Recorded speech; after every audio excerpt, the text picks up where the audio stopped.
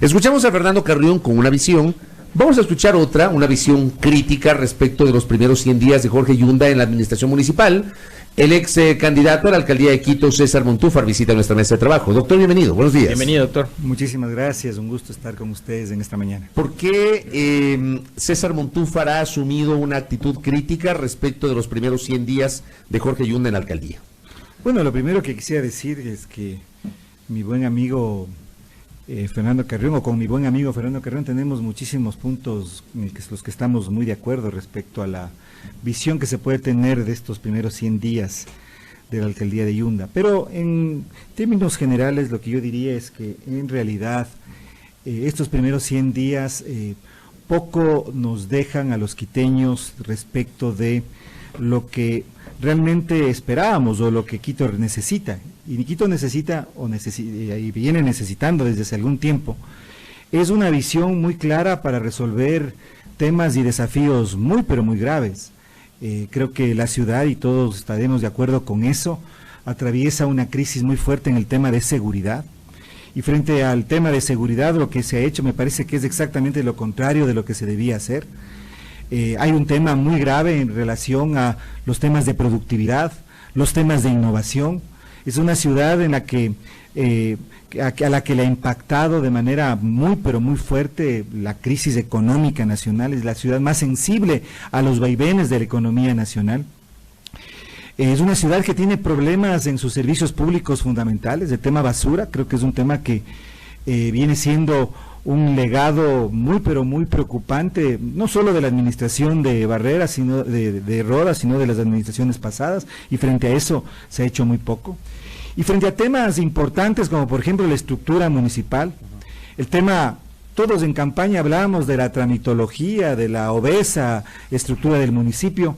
Se han hecho, yo diría, se ha hecho absolutamente nada. Hay cosas positivas, por supuesto. Yo creo que precisamente el proceso que lidera Fernando Carrión en el tema del estatuto autonómico es algo que rescatamos. ¿Usted sí se ha sumado a ese proceso? Sí, he participado en algunos, hubo la semana pasada un evento que me pareció realmente muy importante, muy interesante. Creo que la firma de la segunda fase del proyecto Vindobona es un tema estratégico y fundamental para la ciudad. Creo que entre los temas positivos del que yo también rescataría es esta urgencia, esta premura que el alcalde ha impreso en el tema de la regularización de barrios. Me parece que es un tema relegado que también hay que mencionar. Y el tema de la fauna urbana en términos de la preocupación, la sensibilidad, que creo que es un punto de partida para el debate público. Sin embargo, como usted mencionaba, Fabricio, hace un momento, uno se pregunta realmente cuál es el programa o el plan general que hay detrás, porque la fauna urbana no es solamente el tema de los perros y gatos abandonados. Frente a eso, otras ciudades sí han tenido una propuesta muy clara respecto a cómo abordar, pero el problema de la fauna urbana o el tema de la fauna urbana en Quito, que es una ciudad, además en que lo natural y lo edificado está absolutamente fusionado, en que somos un distrito en donde existe una ruralidad muy pero muy generalizada, profunda y hermosa, es mucho más allá que estos actos simbólicos. Así que yo diría, en realidad, el balance que haría estos primeros 100 días es un balance bastante negativo. Ese balance, hay mucha gente que ha sido crítica con usted, doctor, porque dicen... Me parece bien que sean críticos. Es como un poco desmedido y un poco exagerado decir que a los 100 días el tiempo se le está agotando a Yunda. Se le está agotando, yo diría, el tema de la expectativa que puede generar un alcalde, una nueva administración. Y creo que eso un poco es por la gravedad de los problemas que tiene Quito. Me parece que en realidad un alcalde que asume un puesto de responsabilidad pero tan serio, tan grave, me parece que tiene que estar consciente de que aquí no es el tema de en 2 años, 3 años, 4 años poner recién el carro a funcionar para poder atender los problemas. Yo creo que quizá la ansiedad que sentimos muchísimos quiteños tiene que ver con la gravedad de los problemas de la ciudad. Pues pasamos 5 años viendo cómo la ciudad iba de tumbo en tumbo, pues con no Rodas, solamente 5 años, 10 años. Y con Rodas la gente no fue tan yo sí fui tan muy rigurosa. Crítico. Yo sí fui muy crítico. Sí fue crítico con Rodas. Rodas. Por supuesto, incluso tengo una denuncia penal en contra de Mauricio Rodas. Entonces, yo me acuerdo de usted más bien como aliado de Rodas en 2013, siendo candidato a la asamblea por Suma. Cuando era candidato a la presidencia. Ajá. Pero desde el momento en que, desde antes de la campaña electoral y durante su ejercicio de alcaldía hemos sido muy críticos con Rodas. Creo que he sido la única persona que le he hecho además una denuncia penal, así que... Por el caso de Odebrecht. Por el tema del metro de Quito. Tema del metro de Quito que hoy no está siendo fiscalizado como debería por el Consejo, por ejemplo. Yo creo que sí, yo creo que es una vergüenza en realidad. Primero una vergüenza del alcalde, que una vez que ya existe evidencia muy seria, muy fundamentada, que es la que yo presenté durante la campaña, que después fue, digamos, ratificada y ampliada por la investigación de algunos medios periodísticos. Básicamente La Posta publicó un reportaje especial respecto a eso. Luego del pedido y la exigencia de reapertura que se ha hecho y que hicimos junto a Fernando Villavicencio para que la Fiscalía finalmente reabra esta investigación que fue archivada, es realmente vergonzoso, por ejemplo, que el alcalde no haya asumido este tema. Fíjese que aquí estamos hablando de un hecho de corrupción que evidentemente se da en el contexto, un contexto muy complejo de que la ciudad está culminando una de las obras más importantes de su historia, quizá la más importante, que es la del metro. Una obra que además ha sido cuestionada no solamente por el tema de los costos, por el tema de la posible corrupción con la que habría motivado su construcción, sino también por los posibles, o hay que investigar daños patrimoniales que se pudieran haber causado en el centro de Quito, y además toda la problemática social igualmente en el sector de Solanda, en el sur. Es decir, es un tema muy complejo. Y el alcalde, por ejemplo, y el consejo igualmente, tienen la obligación. Aquí no es un problema no es un tema de si el alcalde quiere o no meterse en el tema, como él equivocadamente dijo. Él tiene la obligación de asumir el liderazgo de la ciudad, de representar el bien público de la ciudad. ¿Usted cree que el alcalde no ha asumido el liderazgo de la ciudad? Es que no ha asumido. Yo creo que ¿De modo general o para este tema en particular? Yo creo que en este tema en particular es patético, pero en modo general me parece que no lo ha asumido. Porque en Quito, en realidad, eso es uno de los problemas. Ustedes hace un momento mencionaban. El problema del liderazgo del alcalde de Quito no es un problema solamente y uno, es un problema que se viene arrastrando desde mucho tiempo. ¿Sí? Yo diría viene arrastrándose desde la segunda fase de la administración de Paco Moncayo, cuando en realidad frente al advenimiento y consolidación del autoritarismo correísta, más bien la alcaldía de Quito tuvo una postura, yo diría, de bajar la cabeza, de transformarse casi como en una alfombra de este proyecto, esa planadora autoritaria que se instauró en la ciudad y en el país.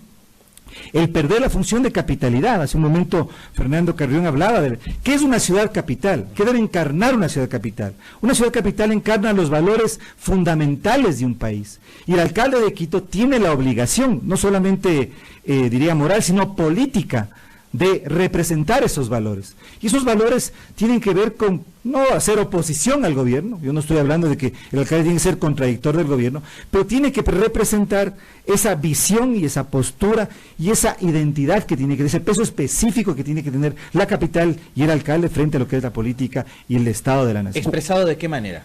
¿Cómo debería expresar el alcalde entonces ese liderazgo? En el tema seguridad. Ajá. Hace un momento Fernando Carrión hizo una muy interesante. ¿De cuál fue la postura de Cintia Viteri y de cuál ha sido la postura del municipio de Quito? Yo diría que los quiteños estamos sufriendo una crisis de seguridad.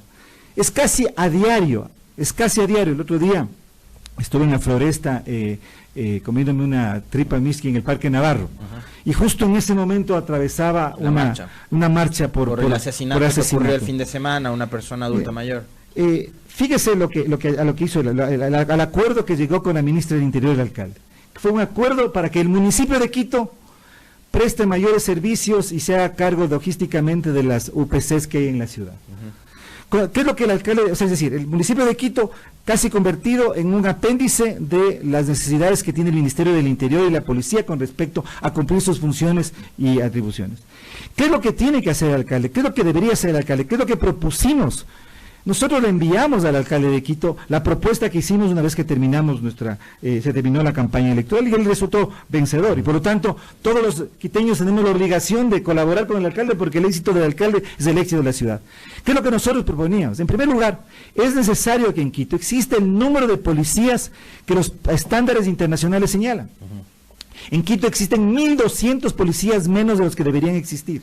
Eso es un tema importante. Lo dijo aquí en estos micrófonos. En segundo Ricardo lugar, Camacho, por ejemplo, el alcalde de Quito, y ahí debería ir más bien el acuerdo con la ministra del Interior, debería tener un control mucho más, diría, claro, de lo que se denomina el cuadro de mando integral. Es decir, el alcalde de Quito debería exigir al Ministerio del Interior y a la Policía Nacional que en los sectores de mayor inseguridad, en los pocos en donde los quiteños cotidianamente somos asesinados o robados o ultrajados, exista mayor presencia policial, y el alcalde debería estar tras de eso. Es decir, debería haber un liderazgo mucho más claro. Usted me decía, ¿en qué consiste ese liderazgo? Consiste en eso. Si uno compara la postura del alcalde de Quito con la postura de la alcaldesa de Guayaquil, veo una diferencia muy grande. Y a eso me refiero precisamente en el tema de que el alcalde de Quito tiene que tener un liderazgo para realmente resolver los problemas que tiene Quito. Ahora, también a eso el arquitecto Carrión encontraba una respuesta, ¿no? El hecho de que detrás de Cintia Viteri hay una plataforma política muy fuerte, muy grande, que como bien lo recordaba el contertulio, viene gobernando Guayaquil desde 1992, desde el Partido Social Cristiano. Hay una organización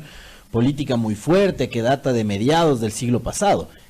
Atrás de Yunda no hay una plataforma política y es un alcalde que llega con una votación de un poquito más del 21% que está tratando ahora mismo de legitimarse y de ganar un poco más de liderazgo dentro de la ciudad.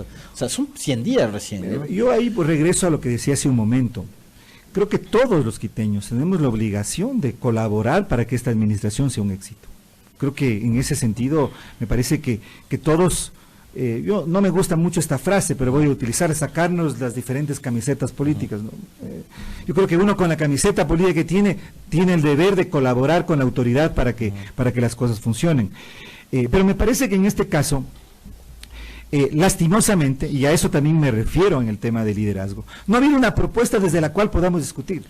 En el tema del estatuto autonómico, por ejemplo, sí la hay. Entonces, frente a eso, que fue una propuesta que hice yo y otros candidatos durante la campaña, va a haber, yo espero que de aquí, según lo que he escuchado, en 2-3 meses ya una propuesta. Sobre esa propuesta vamos a discutir, vamos a decir, nos parece correcto esta parte, va a haber un debate público. Pero en los demás temas no existe nada. En el tema de la fauna urbana voy a poner en este momento el caso. Regalar perritos a personalidades es un bonito gesto. A mí me gustó, por ejemplo, el gesto del alcalde cuando se presentó con su mascota a la posesión. Ya, es un bonito gesto. Da cuenta de una sensibilidad de la que todos hoy que somos parte y queremos, además, y es necesario propender y promover. Pero ¿de qué plan estamos hablando para poner? No hay que darle un poquito más de tiempo al alcalde Yunda, tomando en cuenta esa consideración que citaba el contertulio, el hecho, insisto, de que yo no estoy de acuerdo, y es un criterio personal, que se compare a Quito con Guayaquil por las consideraciones que ya se han mencionado.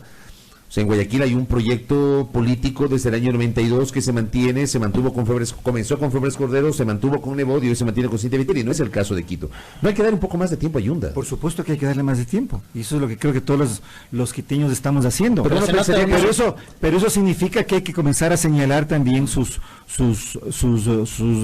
limitaciones, así como también sus aciertos y sus errores. Y una cosa, Fabricio, con la que estoy totalmente de acuerdo con usted. Yo no estoy tampoco de acuerdo con que hay que comparar a Quito con Guayaquil. Pero muchos medios de comunicación han hecho eso. A Quito hay que comparar con las otras capitales latinoamericanas. O sea, es decir, la comparación de Quito no tiene que ser ni con Guayaquil, ni con Medellín, ni con Porto Alegre. Tiene que ser con Bogotá, con Lima, con Ciudad de México, con Santiago de Chile, con Buenos Aires, porque somos una ciudad capital. Entonces, estoy totalmente de acuerdo con eso. Pero con relación al tiempo, yo creo que es fundamental darle más tiempo, pero precisamente eso significa o pasa por señalar lo que consideramos son sus desaciertos, son sus errores, y creo que en este caso me parece que además del Consejo ya comienza a tener una responsabilidad, y eso es un punto fundamental. ¿Cuál es la postura de los 3 concejales de la concertación en ese Consejo de 21? Nosotros venimos trabajando de manera articulada. Mire, en el caso, por ejemplo, de las denuncias que nosotros realizamos en el tema de Brecht, hubo una muy importante participación de Fernando Morales, es concejal de Quito, por concertación de Omar Ceballos, igualmente de parte de la Comisión de Movilidad. Y a propósito de esas denuncias, doctor Montúfar, ¿por qué la Fiscalía no les ha dado seguimiento? Ya entro a eso, pero quisiera hablar un poquito del bloque de concejales de concertación. Se logró, digamos, que hubiera una sesión, que la Comisión de Movilidad nos recibiera en Comisión General. Nosotros asistimos a esta reunión y la comisión de movilidad resolvió pedir al alcalde Yunda de que este tema sea tratado en consejo, para que el consejo tome una posición. Entonces, a lo que voy, antes de entrar a la pregunta de la Fiscalía, es que en realidad el alcalde en estos 100 días todavía no ha despegado, y creo que eso debemos que hacer un juicio crítico, constructivo, para que corrija los errores y comience a trabajar. Pero dado que el Consejo es un órgano de fiscalización, el Consejo es el llamado a institucionalmente ejercer esa función para que se tengan que hacer, para que se puedan hacer los correctivos que se tienen que hacer. Correcto, lo que decía Alexis, el tema de Odebrecht. A ver, mira, es un tema importante. Mira, estamos hablando de que, y eso fue lo que yo presenté durante la campaña electoral, yo presenté evidencia de que hubo pagos ilegales para la contratación del Metro de Quito. Y después el portal La Posta presentó evidencia adicional en el que se mencionó no solamente lo del Metro de Quito, sino también la Ruta Viva, y se habló de montos, aproximadamente entre 5 y 7 millones de dólares habría habido en términos de sobornos. Nosotros solicitamos e insistimos a la fiscal general que reabriera la investigación que fue archivada en contra de Mauricio Rodas y otras personas por el Metro de Quito. La fiscal ya abrió ya está reabierta, pero nada ha pasado en adelante, es decir, está paralizado. ¿Qué es lo que nosotros pedimos? ¿Qué es lo que nosotros hemos dicho? Aquí hay una responsabilidad del alcalde. El alcalde es el representante legal de la ciudad. El alcalde debería convertirse, no por voluntad, sino por obligación, en parte de este proceso. Pero si la Fiscalía ya tiene su denuncia, también debería poner de parte, ¿no? Debería poner de parte, pero si no pone, el alcalde tiene que hacerlo. Porque es el que representa, él es el que representa a la ciudad. Pues. O la Fiscalía también está actuando solo dependiendo de quiénes son los actores políticos a los que denuncian. Yo creo que ese es un tema que hay que tratar. Nosotros también hemos señalado algunas cosas al respecto. Miren el tema de reparación, que es otro de los aspectos que Odebrecht, digamos, que se conversa en este momento. El Procurador General inició un proceso de conversación y acuerdo con la firma Odebrecht para un acuerdo extrajudicial en términos de discutir la reparación. El Metro de Quito fue el contrato más grande del municipio, de Odebrecht, no solamente en el Ecuador, sino uno de los más grandes en América Latina durante la década pasada. Se habla de que hubo, esa es la evidencia que presenté, hubo pagos ilegales en primer lugar. En segundo lugar, hace un momento mencionaba, hay el riesgo, hay indicios de que podría haber también un daño patrimonial en términos del patrimonio histórico en el centro de Quito, porque el túnel pasa por debajo del centro. E igualmente, el daño social y económico a la estructura habitacional en el sector de Solanda. Lo que conocimos, por ejemplo, es que ya hay un delegado del Metro de Quito en estas mesas de conversación. Pero fíjese a eso es lo que yo me refiero cuando digo falta de liderazgo, yo diría falta de empoderamiento y hasta un poco de despreocupación y desidia. Estamos hablando de la firma más poderosa, una maquinaria de corrupción a nivel mundial. Pero si Odebrecht está negociando su retorno al Ecuador con el gobierno y la Procuraduría. Pero mira, estamos hablando sobre el Metro de Quito. Si usted me invita para conversar sobre eso, encantadísimo. Encantadísimo. Pero mire, estamos hablando de la firma que podríamos decir es la matriz de un esquema de corrupción a nivel continental.